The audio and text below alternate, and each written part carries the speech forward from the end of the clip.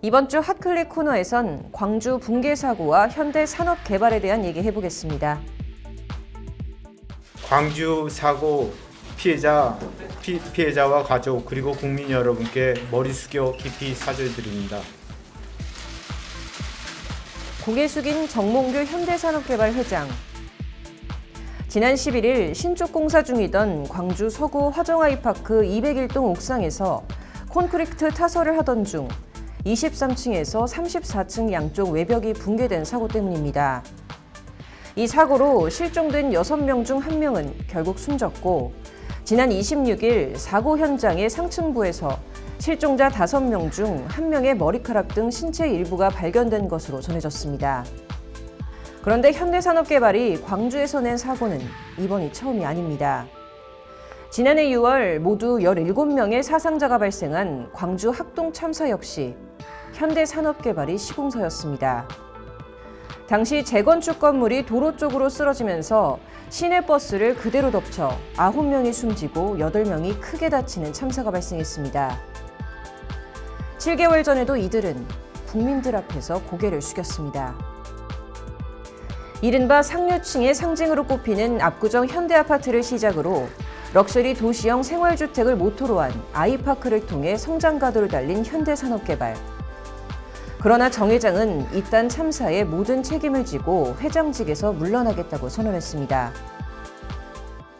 현대산업개발은 1976년 압구정동 현대아파트를 개발로 시작하여 아이파크 브랜드로 국민의 신뢰와 사랑을 받으며 성장해 왔습니다. 지난해 6월 철거 과정에서 무고한 시민들이 숨지시거나 다치셨고, 다시 지난 11일 시공 과정에서 사고가 발생하였으며, 아파트 안전은 물론 회사에 대한 신뢰마저 땅에 떨어져 죄송하고 참담한 마음을 금할 길이 없습니다. 아파트 완전 철거와 재시공까지 고려하겠다는 초강수까지 뒀지만 정 회장에 대한 날선 비판은 이번엔 사그러들지 않는 모양새입니다.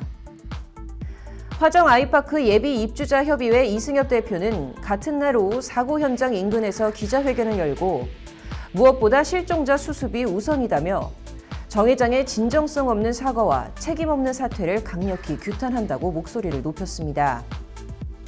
이어 이 대표는 지난해 학동 참사에 이어 믿을 수 없는 대참사가 발생했다며 정 회장이 회장직에서 사퇴한다는 건 실질적 지배를 유지하고 중대재해처벌법을 피하려는 꼼수로 보인다. 유가족에 대한 사죄와 보상안을 마련해야 한다고 주장했습니다.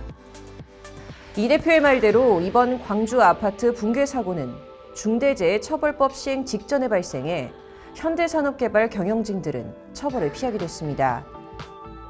하지만 정부가 현대산업개발에 대해 무관용을 강조하고 나서 중징계를 받을 가능성이 크다는 게 법조계 설명입니다.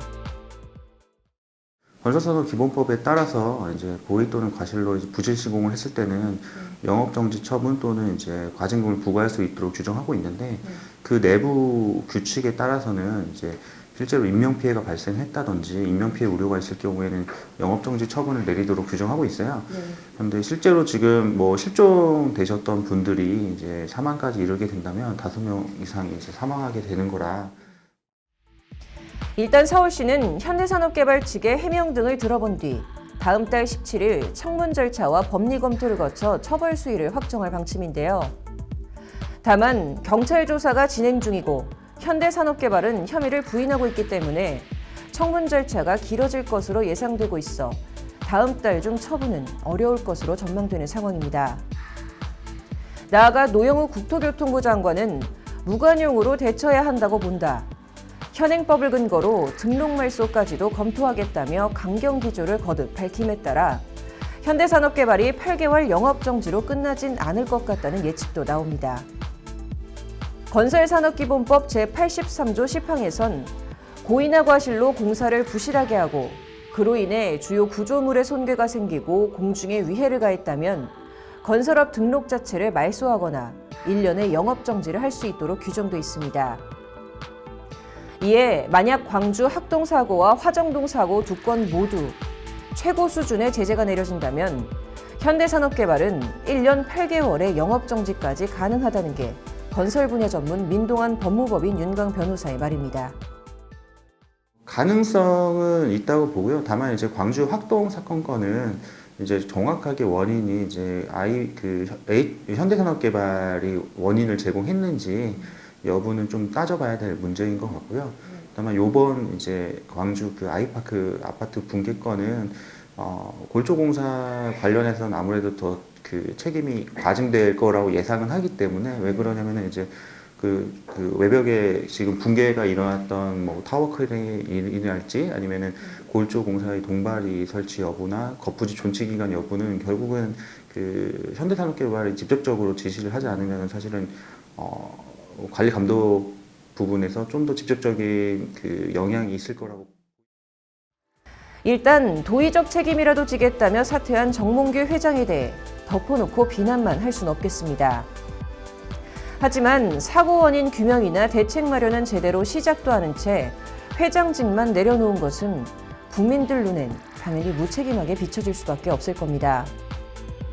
아직 생사도 파악 안 된 실종자들에 대한 수색을 우선으로 하고 추후 현대산업개발이 신뢰를 회복할 길이 무엇인지를 다시 한번 고민해야 할 것입니다. 이번 주 핫클릭 여기까지입니다.